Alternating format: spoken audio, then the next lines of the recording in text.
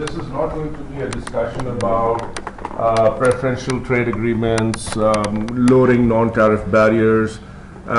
It's going to be more about what can we actually do to get this trade going. And as you know very well, one of the things that Orsab has pointed out, that although 90% of the world's trade happens through sea, however, the distributional impact of overland trade cannot be, looked at in any less importance. And one of the major reasons for that also, as you know, is that if you look at this Eurasian Economic Union, how many people know about the Eurasian Economic Union? Can I see a show of hands? Has anyone heard of the Eurasian Economic Union? Obviously, the ma'am here from Turkmenistan knows it. This is technically by landmass one of the largest land unions. However, if you look at the population of this union, which connects Asia, or what is the beginning of Asia, to Europe, is barely 180 billion people. However, this landmass connects to another, what we can call a continent, Europe, which is essentially another 740 billion people. So really this overland route, when we talk about it, is about connecting the Asias and Europe. And I think connecting 1 billion people to another 2 billion people overland is, through distributional markets, is really the challenge we are now facing. I mentioned the Eurasian Economic Union because Kyrgyz Republic is now a member. Tajikistan has been considering membership. If we think about it, very soon, if Tajikistan accepts the membership in this economic union, we will essentially have Russian borders just about a few kilometers from Pakistan. When I say a few kilometers, it means Bogil, for example. If you look across 17 kilometers, you can hit Tajik soil. Or through Afghanistan, traveling barely less than 900 kilometers, you could hit Russian. So this closing of borders, it presents in the minds of us who think about transit and trade a very big opportunity, because once your truck or your vehicle is inside the union or your train is inside the union, it goes across unhindered across the entire union. And I've seen this work even as a Pakistani, but obviously as a diplomat.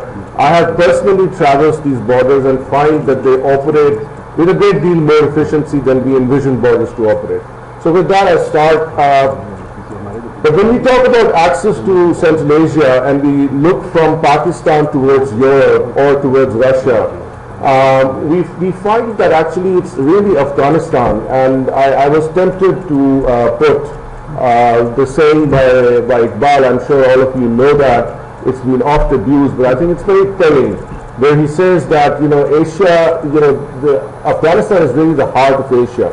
And I think when I think of transit, I think of Afghanistan as really the heart of transit of Asia.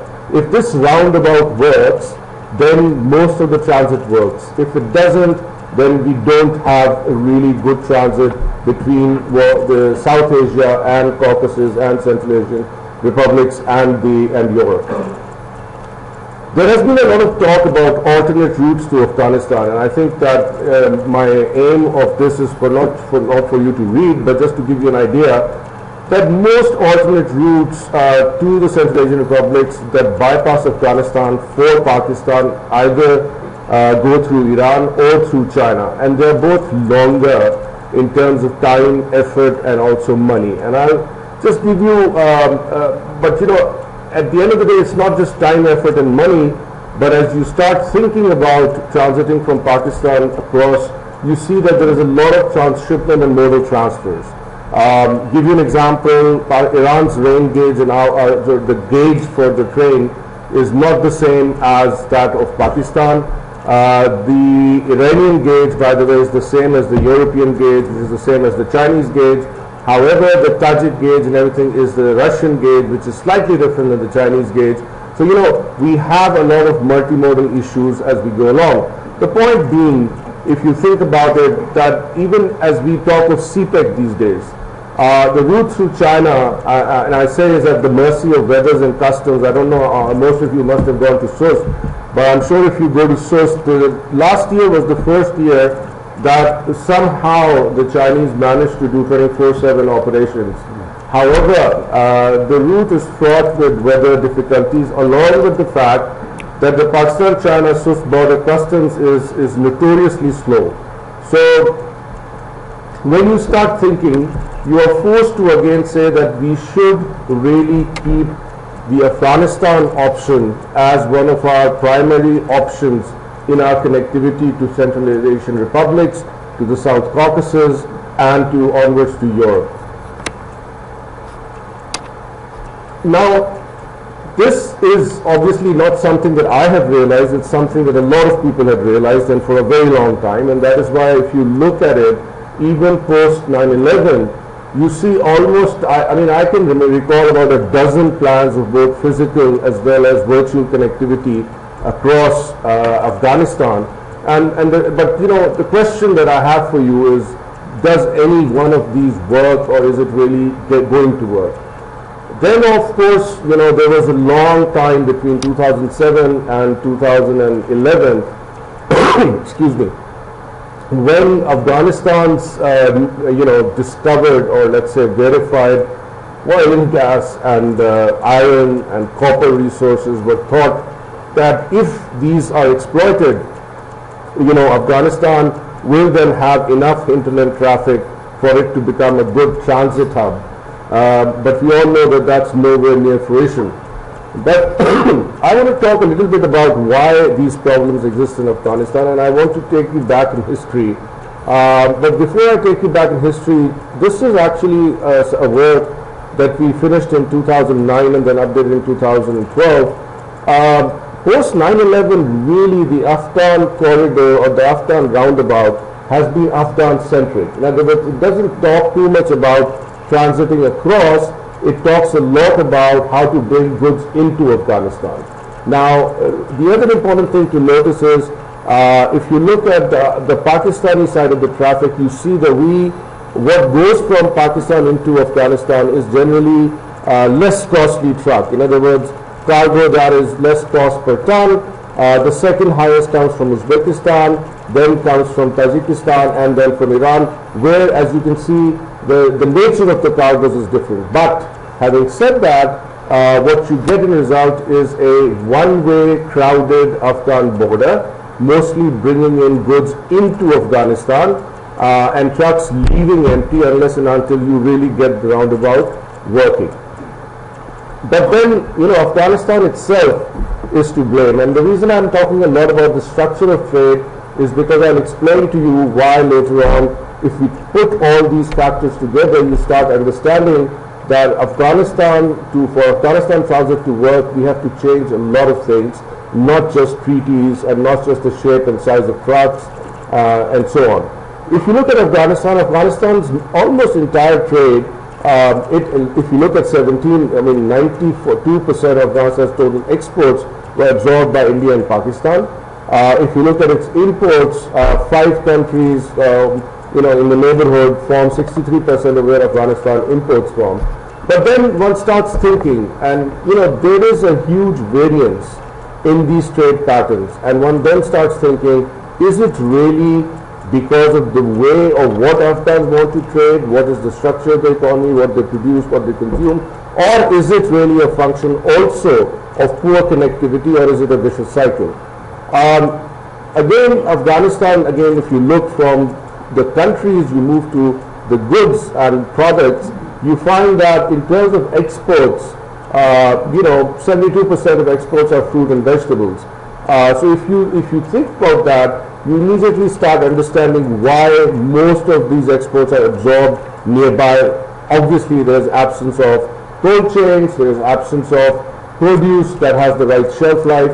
But if you look at the other side, you're looking at, on the import side, again, 64% are 5 basic imports, again, vegetable, transportation products, machinery, foodstuff, and textiles. So, and then when you look at, so you've talked a bit about, you know, where Afghanistan imports and exports from. We've talked a little bit about what it exports and imports, again, very narrow. But what is even more telling is that 3 borders in Afghanistan handle more than 80% of Afghanistan's trade. Now, Afghanistan has a land border, if I'm not wrong, of something like 5,000 plus kilometers. And in 5,000 kilometers, finding only, and these borders are with 6 countries, and then finding that 80% of the trade is only being handled by 3 borders is a telling sign, and we'll discuss that a little further as I proceed. If you know that pre-9/11 Afghanistan emerged after 9/11 with 30 years of conflict, not that the conflict has abated, but assumingly in the years of conflict over 30, 40 years, especially during the time when the Russians were here, again there was a lot of aversion by the neighbors to restrict transits. Basically, trade focus was primarily to supply local consumption. There's a lot of illegal drug trade, precursors, re-exports. Pakistan got quite hurt because of that. And as a result of that, you find that the attitude of neighboring countries to Afghanistan has been one in those 30 years primarily on how to restrict, not how to enhance trade. Now, it's also important to see that what I'm saying is actually borne out in fact. If you pick up some of the borders of the countries that are neighboring Afghanistan, you find that their borders, other than the borders with Afghanistan, are actually quite efficient. And this again proves the fact that there has been some aversion to restrict because of the instability in Afghanistan. And obviously, 9/11 happened, and then we thought about it, but then 9/11 didn't help. And I'll give you 3 important measures which I think Afghanistan is still not getting out of properly. The first is that basically 9/11 involved a lot of military movement into Afghanistan.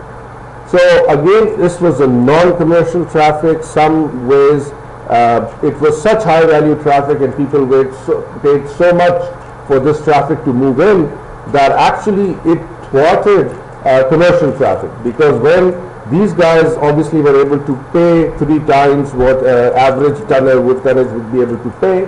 And second thing is, it was not much after 9/11 when Afghanistan, and this is like almost the second when the transitional state came around and Karzai formally, well, I think it's his second term by then, but it's basically a time when Afghanistan starts thinking that, oh, we also need to talk about commerce, because what will happen once the war ends or once the drawdown happens, how will Afghanistan trade with itself or with the rest of the world? So they started having some, and so basically the realization started very late on changing the scenario from the pre-9/11 times. The other thing important is that the time lost to establish, in other words, almost in the first decade, half a decade was lost in really focusing on improvements in transit measures, though there was a lot of focus on renewing the road infrastructure, trying to talk about trains and so forth. So what do we find? And on the left I have quickly listed how Afghanistan was pre-9/11 and how it is 15 onward. And I was cautious in saying 15 onward because I've not really gone to all the parts of Afghanistan, so I cannot speak a lot. But this is based on also some desk research. So 2 decades have passed since 9/11. Critical links are still missing. So in other words, inside Afghanistan, remember, to transit across Afghanistan, you also have to have the internal transit system in Afghanistan working. The checkposts by provincial governments are equally worse, or if not more.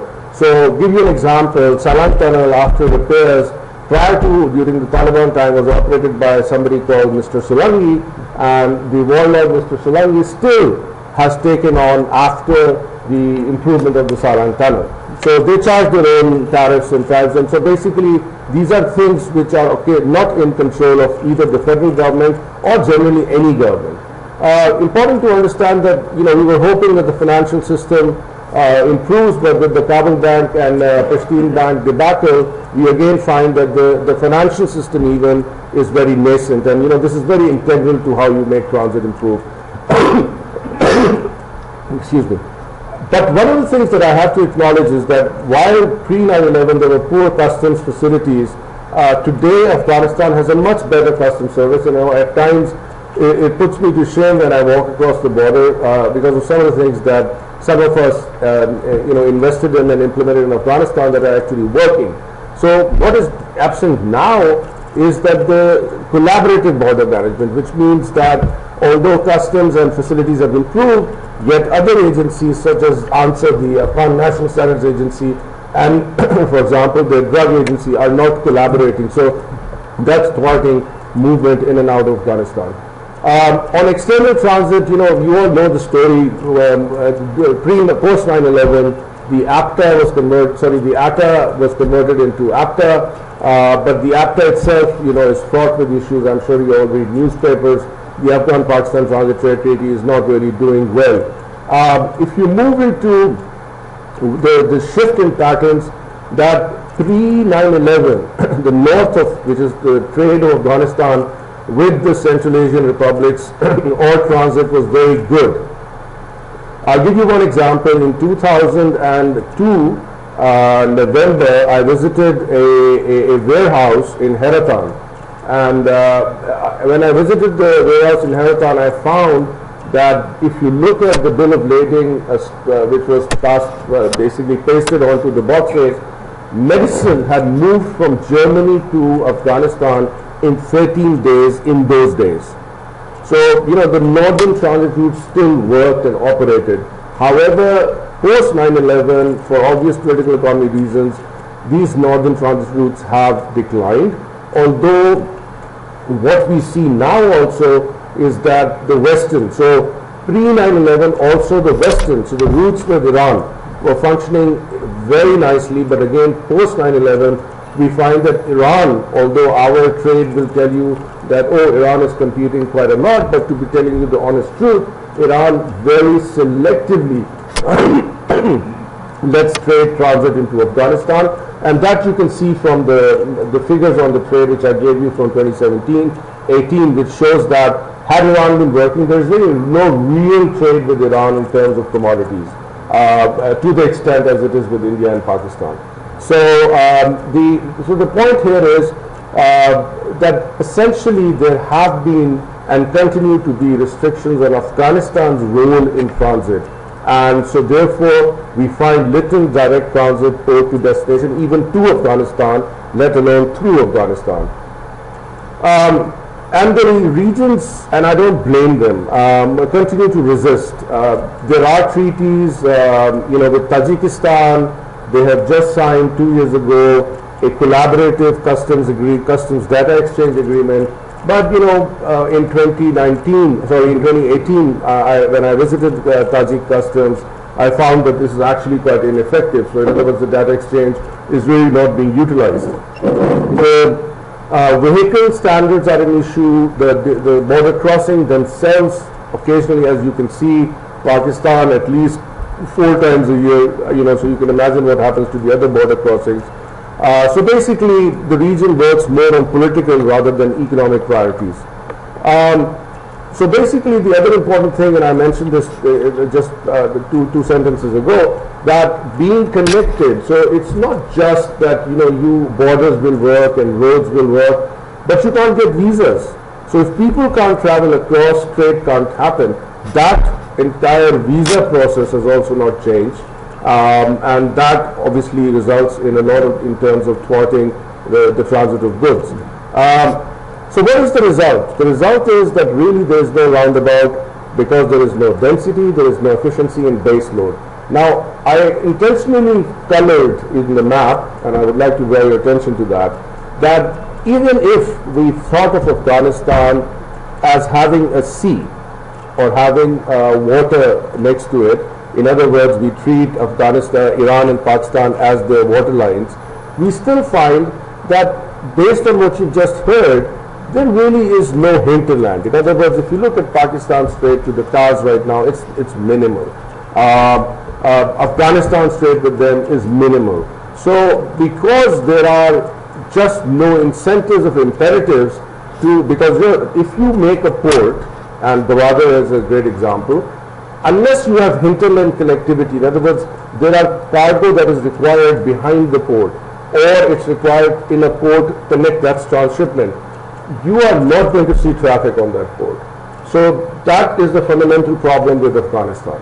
The second thing is that efficient and reliable operations don't exist, and it doesn't matter whether we gave complete through transit to Afghanistan, the efficiency onward is still questionable, and through Afghanistan is questionable.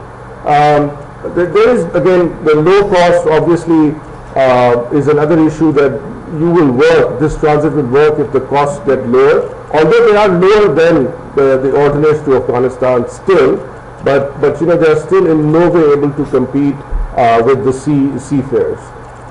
What I mean by that, by the way, is that today, give you an example, Uzbek cotton can actually double through China, come back to Karachi, go up country, and will still be cheaper than Uzbek cotton being running down on trucks from Uzbekistan. So that is how bad it is, just to give you a full example. And so therefore, you know, you name it, every day we go and sign treaties. I'm just kind of sick. It's a spaghetti bowl of transit treaties, if you look at Afghanistan and the countries around it. And none of them really work. So connectivity does not exist. So what is the solution? And I really here would like, in the last 3-4 minutes, to challenge you to think about this, that, you know, it's not that transport and transit is not needed. We already established that at the beginning of the presentation, that, you know, if Afghanistan and transit through Afghanistan works, it's really in the interest of both Pakistan, all of us, Iran, Pakistan, the Asias in general, Central Asia, and the South Caucasus. But we really need a solution. Now, the problem which I think has been happening, which you saw from the previous slide, is if you go through all these treaties are trying to harmonize Afghanistan and its surrounding countries along international conventions. Please bear that in mind, along international conventions. Now, give you an example, TIR is a very expensive insurance, right? It's a very expensive bond to have. It requires certain types of trucks, or at least minimal requirements. Why can we not, and that's the question, we not start thinking about regional standards? In other words, standards which are operable in the region, and basically start talking a little bit about not national treatment, but treatment along corridors. So in other words, let me explain that from the next slide. What we will be talking about is to start thinking along the lines of how Africa and previously parts of Europe used to operate, is corridors. In other words, you are not going to ask a national sign-off on interoperability, but you ask for a sign-off on a corridor. Because the thing is, it's much easier, as you saw, that realistically speaking, most of the people going from Karachi towards Kabul are going to use the Peshawar corridor going through Torkham. If you're going to somewhere in the south, given the connectivity, you're definitely going to use Chaman. Maybe you'll use Qili Ghulam Khan if you are somewhere in the middle of Punjab or thereof. But the idea is, we know that there are certain routes which are fixed and can be made into corridors. These corridors, like any road, like any airport, can be concessional. In other words, this is an example we see in the Wallace Bay corridor, in Consec. I mean, you see this happening a lot in Africa, and it's not going down, it's actually increasing. So what happens on a corridor is, you have a multi-country committee, both public-private, that ensures certain standards for those corridors, not standards that are operable, or they don't ask for national sign-off on these standards. So I think that this will, in my mind, what I've seen around the region, it will be more efficient in securing revenues, because if we see the finance minister recently, already we see a lot of hype about how much they are losing. Imran Khan yesterday in the speech also said something about losing money because of the sort of smuggling that's happening. So a multi-country regulator on these concession corridors is possibly the way to go. And unless we start thinking of these practical things, I have to submit that these roundabout or this efficient trade will stay on this. Thank you very much. Open for questions. Thank you, Amer. That's very useful. But you know, this concept of the roundabout, even the Afghan president talks about it, that he wants a roundabout in Afghanistan. So the failure is where? Is in the governance of our systems, or is the failure in our own practices. I mean, somehow. And what you're saying is, if we have these multi-country corridors, I don't see how that could get rid of the over-regulation problem that we have and the over-governance problem that we have. Or let me put it slightly differently. Within Pakistan, is the corridor working efficiently?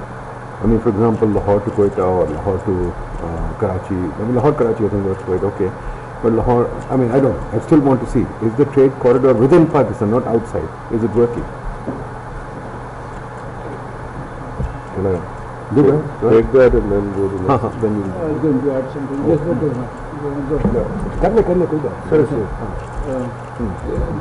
just wanted to add this. This with an important jigsaw piece is Pakistan, and it's we call it a very strategic location and on the junction of West Asia, Central Asia, South Asia. But there's hardly any transit trade through Pakistan. I mean, only maybe some Afghan trade, and that is our big nightmare. We don't allow. I mean, we have now. Previously maybe we didn't have roads, but now even with the CPEC roads, etc., I don't see any trade in the near future, because first, the big neighbor, most countries are interested in sending their goods to India or getting their goods, and we don't allow. Just last week in the newspapers they said Afghanistan was trying to send Iranian apples through Pakistan, but they are going in transit. What's your problem if they got this thing? But we create. Afghanistan is in trouble because of war, etc. But we actually create problems. We don't have those problems. We actually create them here.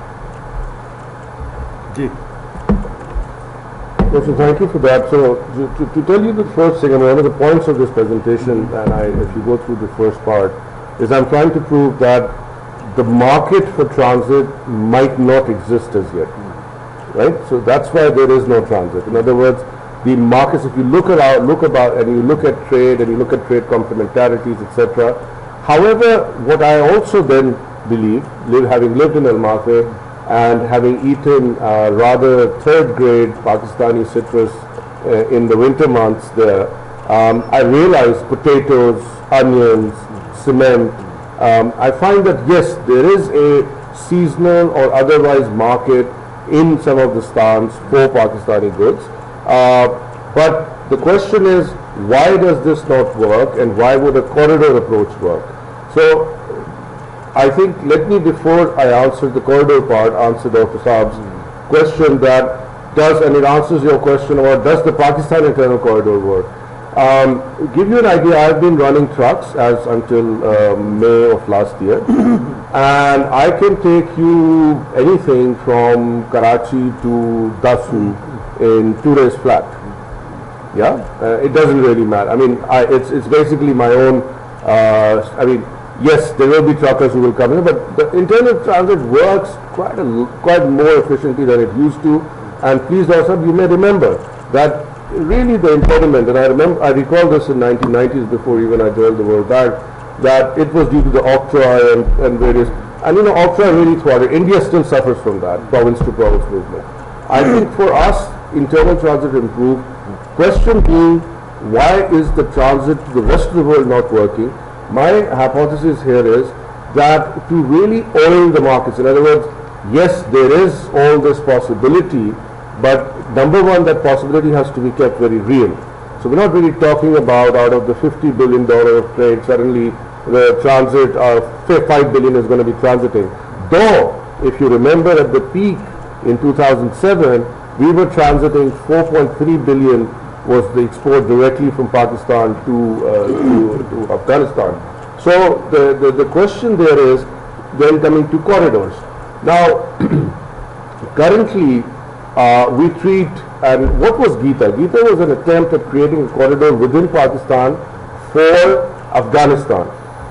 The problem is that corridor was multimodal.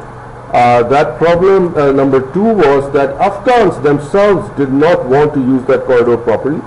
And the reason for that is, if you look at one of our other pieces of work that we did called the, who wins post-refugee? Is it the host families, is it the Afghan refugees, or is it the government? Actually, it's the the nexus of the Afghan refugees and their host families in Pakistan. That is why, and it's causing this problem and distorting the reality of what could happen on these corridors. Give you an example. 1998. It's a study. I think you were still, well, you're not in customs, but I did this. Yeah, you were in customs at that time.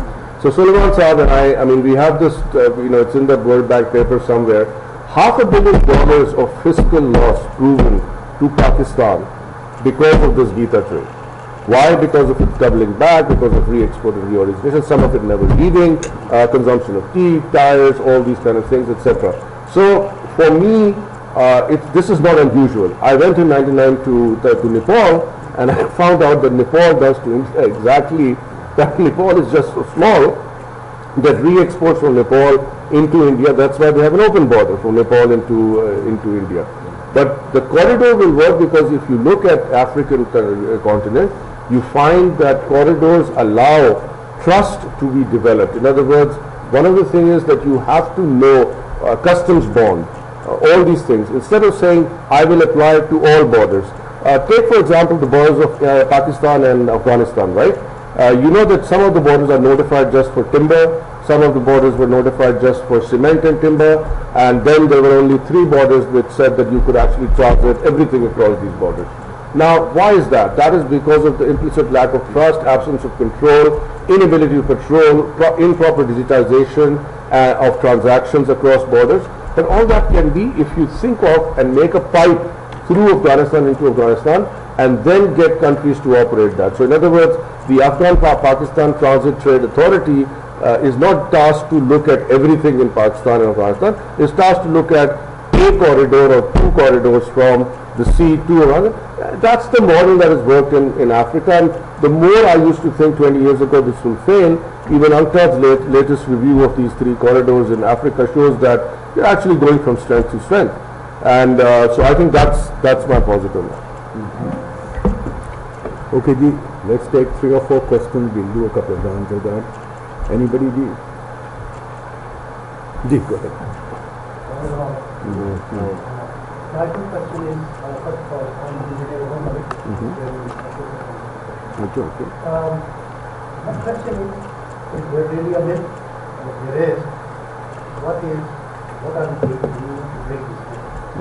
And second question is, what is the volume that we're talking about in terms of transit in border ji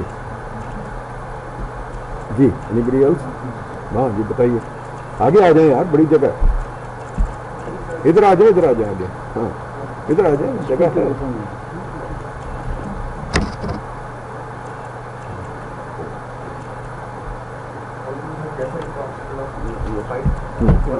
on कर ले mic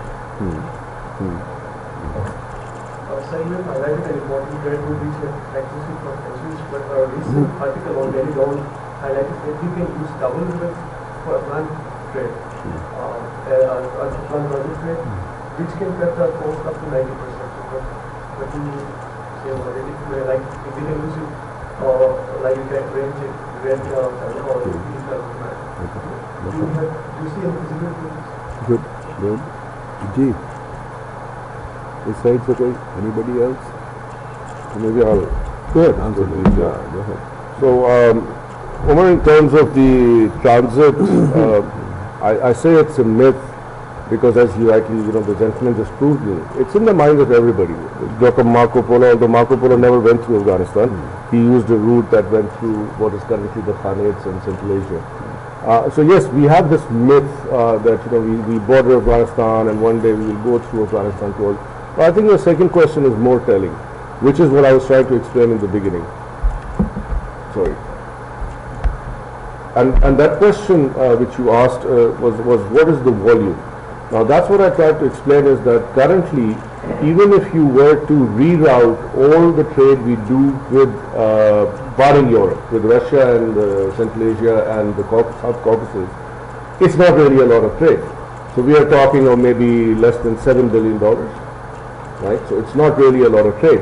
But if you start adding Europe, and this is why it becomes very important, is, if you think about it, once you cross Iran and once you go through Afghanistan for northern Pakistan or some of these people, you have a very good, well-oiled transit route through Turkey to all of Europe. I actually was quite shocked that even in this was 2014, I ended up in Tehran and I looked at the TIR carnets being issued from there to Turkey. Yeah, about 25 carnets a day being issued to Turkey, which then obviously transits all the way through. And this is a sanctioned Iran. So, I mean, there is obviously we're doing something wrong. The other important thing is we talk a lot about tourism. Remember, when I talk about all this, I'm not just talking about the bulk of the transit, I'm also talking about people transiting, which was my point. Connectivity is people, visas, a lot of things, because a lot of trade develops when people visit and go through countries, right? Now, 1974, my father was able to come from London on a Ford Transit van in 11 days using the carnet, the ATA carnet, and it's difficult to do that now. So realistically, that's why, for me, that's a myth. For second point, the trade right now is less, but we're not just talking about that. There is a likelihood. So, for example, I know that the lemons in Khatlon will find a big market in Pakistan. It's just that nobody has ever eaten the lemons from Khatlon in Tajikistan, right? So the thing is that how do we encourage all this? In terms of Saab, you said about Kabul River, Afghanistan, I would really like you to take a trip from the Torkham down to Jalalabad, number one, and then from Jalalabad to across Sirobi into Kabul. So until Jalalabad, until you hit Durrani Dam, there is really, it's a wild cascade. When Panjshir and Kabul meet, there is no likelihood of inland water transport. The only inland water transport that is possible in and around Afghanistan is through Amu Darya, the Oxus. And that has always been used for trade and continues to have port. For example, if you go across from Mazar-e Sharif into Heratan, you look across Terme, there is a nice port. It still works, right? And to me, IWT is definitely, is passé, because then there's a lot more things that Pakistan has to do on its side. So I think the cost of getting there, barring small parts, is really exorbitant.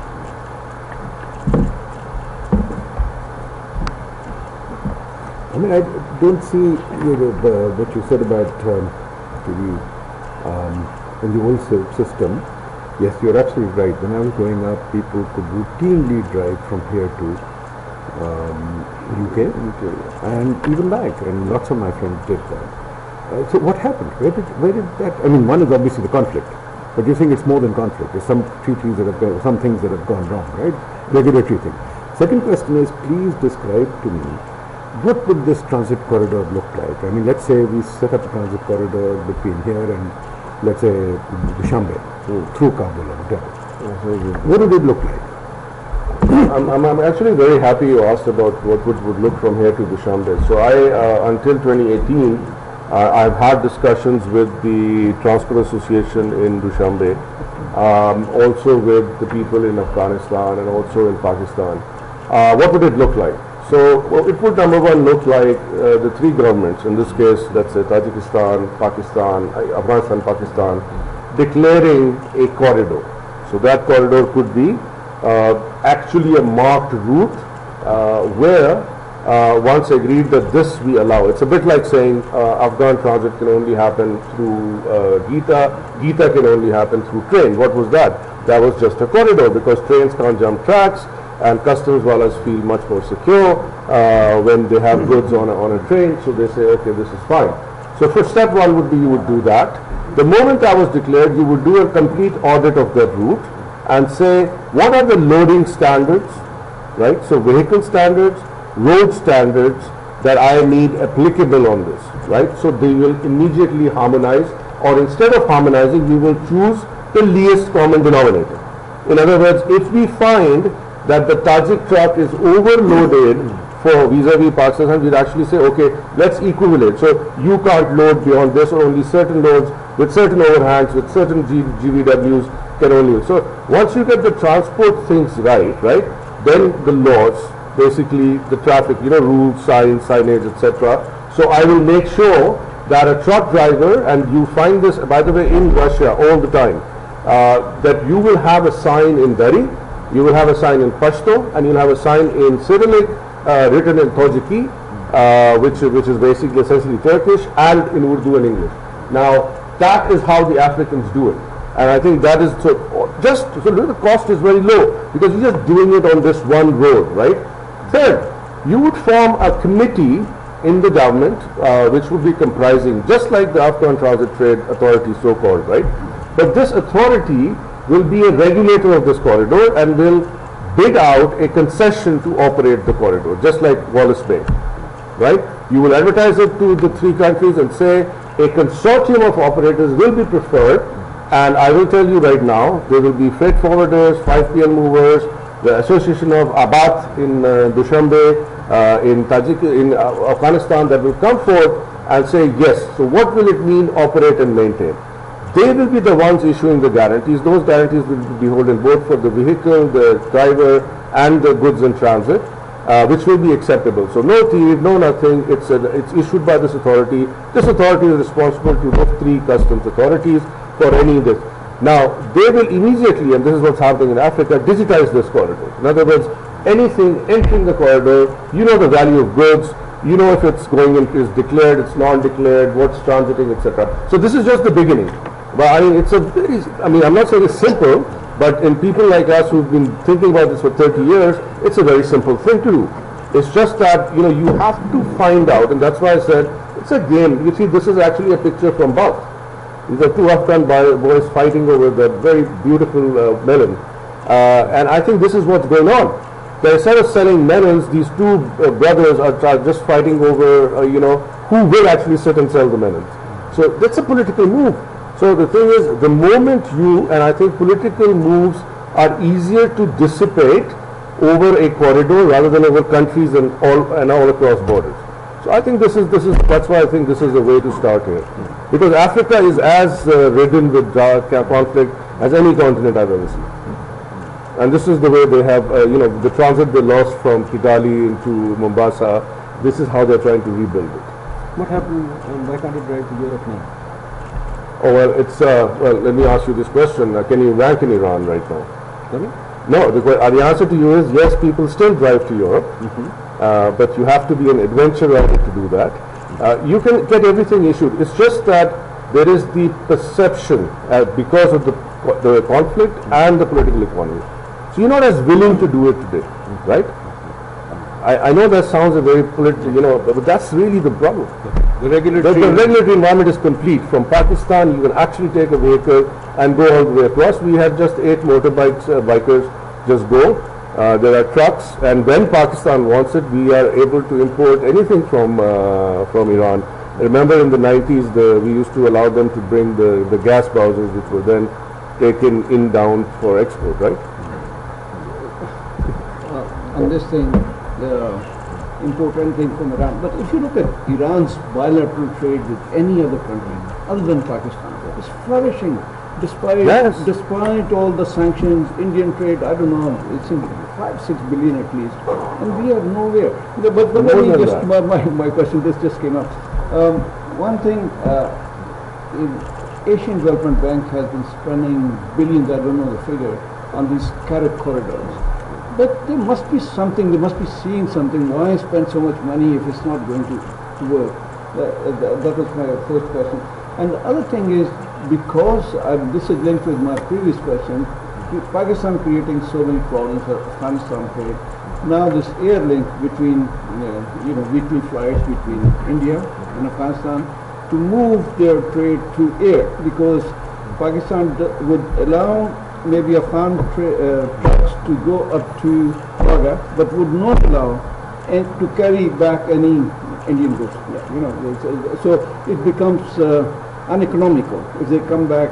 This has been the rule. They never allowed that. And the other thing is,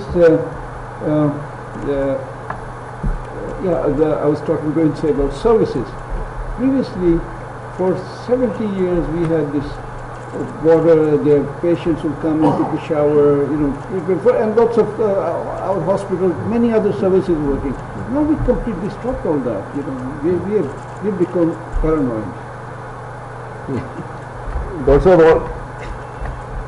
on the paranoia, I totally agree with you. I think we've seen this happen, Salalah, and time again. This is there.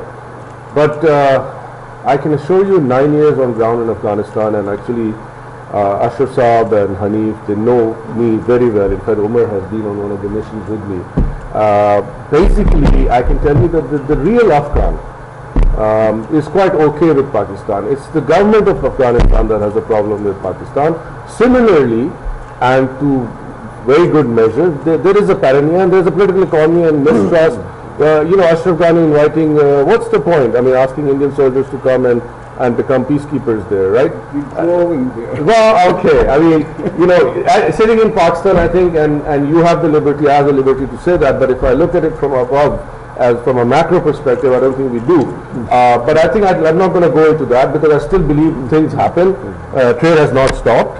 And I totally take your point on the fact that, the Iranians, if you looking towards Europe, he's absolutely right. I mean, they are doing flourishing trade. And that's why I told you that the moment you enter Iran, from there on into Europe, it's a piece of cake, all the way to UK. So the thing on, the CAREC question I think is very interesting. I was CAREC coordinator for the World Bank for all the 10 countries sitting in Almaty for 3 years. And it was my job to make CAREC look good, although the World Bank, just to pay lip service to CAREC. But as I have left in the last 5 years, I think CAREC is a pre-conspiracy for BRI. Because I think that maybe you know this, but all of Asian development banks' effort there is supported by one and one ED only, and that's the Chinese. So the Chinese want as a shareholder in the bank for this to happen, and they are the ones who've been driving CAREC from day one. They actually started with two parts of CAREC. You remember that there was the East Asia, Bangladesh, India, and then India said, go to hell, and all that survives of that is BIMSTEC. There's a small part of India with that. I think on WADA, Dr. your point is well taken, but currently an Afghan truck, a Pakistani truck can go to the border, offload, transship, go back, right? And can pick up stuff from there and go back. I think the same right should be given to an Afghan truck. However, that's not what the Afghans are asking for. Afghans are asking for through transit to Amritsar, and the question which makes it even more funny is Nepali and Bhutanese trucks are not allowed to come into India. Please. I mean, so the thing is that, this is not something, why would India, and then you look at the trade, what are they going to bring, what are they going to take back? But I think to make things practical, one just doesn't think of regulatory measures, because regulatory measures are those which markets force and want. So where is the market for that? And we can have an offline. I don't want to go on. Gee, go ahead.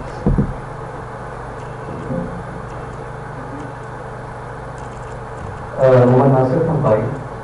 I want to get your opinion on the ever past economic corridor. I mean, it's been very controversial recently because the World Bank is pushing for it, and they are saying that there is a notion that the part on Afghanistan where they haven't upgraded the infrastructure, the link is missing there. The road has not been upgraded. So since you have been in Afghanistan, I wanted to know your opinion on this. I think on this, even Nadeem Saab, because he was holding for almost 5 years the position as a deputy chairman, and it was during his times that the road money was sanctioned here. So actually the infrastructure on the Jalalabad side currently is better than that on the Pakistan side. So I don't know who's telling you that. So that's absolutely false. Even the custom station is better. We paid for it. So planning commission. Actually, Pakistan paid for and built the road to Jalalabad. May I just be very obvious? Yeah. So the CWP actually referred the issue to the NEC, and it hasn't been signed. I think it's still pending. So that's what the new process. But that's not very true. That's it. Thank you, sir, for very informative talk. I just mentioned, is it RFR economics? isn't it about the politics? Is it ever been regarding economics, like with the copy, like IPI, SARC is banned. So every time politics prevail, economics lag. So there are people, there are countries with abundance engaged in electricity. There are countries that are deficient, like Pakistan. Still, we can't trade because we are not rational enough. There is a trade war between China and America, but still they are trading, and we are not rational enough. We have Eurozone, which were fighting few decades there, and now they are friends. So, where to start from? Is it economics or is it politics? I think on my presentation there I said it's political rather than economic, right? And you said that mostly politics prevails, economics does not prevail. I think if you go from the coal and steel community to what EU became, economics prevailed over politics. And in fact, if you look at Kornair, I mean the whole discussion, a lot of what happened there. But let me put it this way, the politics of the powerful prevails, and then economics also prevails. So what I'm trying to explain here is that the bloc, and I think this presentation for me, and I didn't want to say this, but post Alice Wells' visit, after I had the fact that I should come and actually dust this off and present a later version, the Iranians have talked about building a CPEC, a BRI plus corridor to Russia. I think these are things that one needs to start thinking about. What will be a more powerful enough bloc to bring around the desires of economic, in other words, some of these economics to start working. But so I think this is it's a vicious circle, isn't it, at the end of the day? I mean, NAFTA is another example. I mean, you learn from these, but there is no one rule that prevails.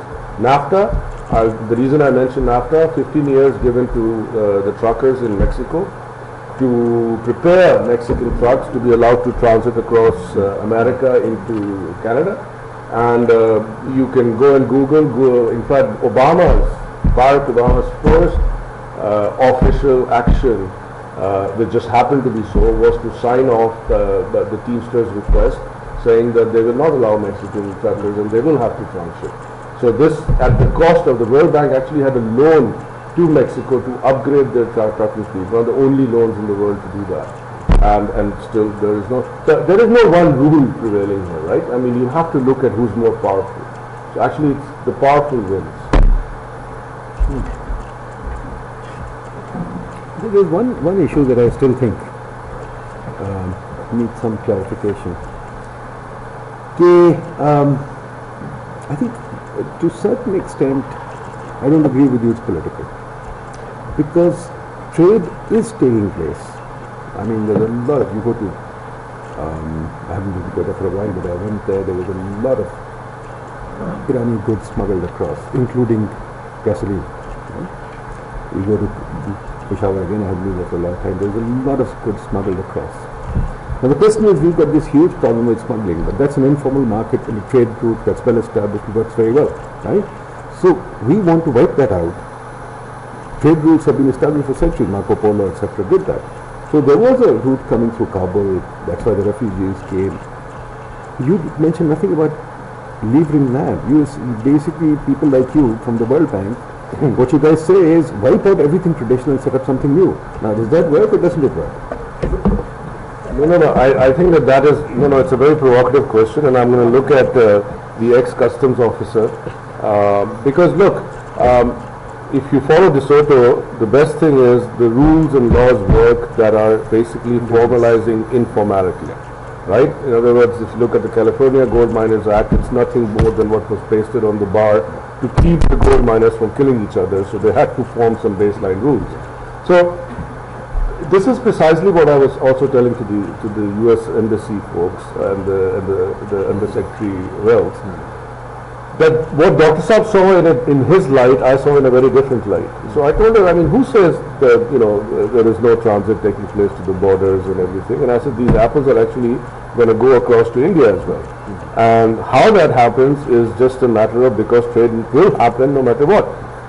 The problem right now is the formality and informality. It's a bit like, you know, when Auditorium was stuck off, essentially you had to give the provinces, or the provinces had to come up with some sort of an allocation to make up for that fiscal resource, right?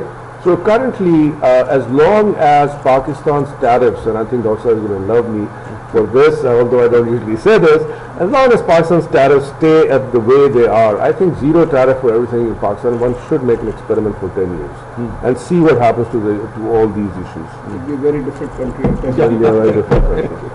So, I mean, so, you know, one can leverage, like right now, how did these, so, you know, it was citrus season, that's why it was easy to bring. So all the containers that doubled through Afghanistan came into Pakistan, or were actually ignored because they came through Pakistan anyways. That you basically, you know, they came here, they offloaded, so we were eating those apples 4 weeks back, and then the same containers got the citrus from Sialkot and Sargodha and took it back to Afghanistan. And that's what they're eating. Wheat is going across. Yeah, yeah. So the thing is, I mean, it's just, you know, as long as, you see, customs, again, and I think that there are lots of students here, so it's important for them to understand that customs is just not there to protect the fiscal, the revenue of the country. Customs is there to encourage trade. Customs is also there to discourage the bad guys, the bad movement, the bad goods to be traded.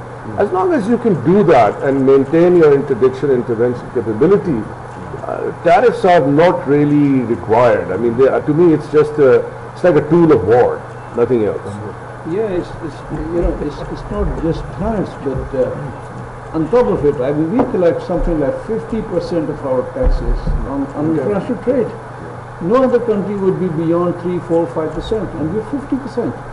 Tariff is one big thing, but including the sales withholding tax, tax. including income tax. Nobody would charge income tax on tax. You know, this is we have a very crazy system. So.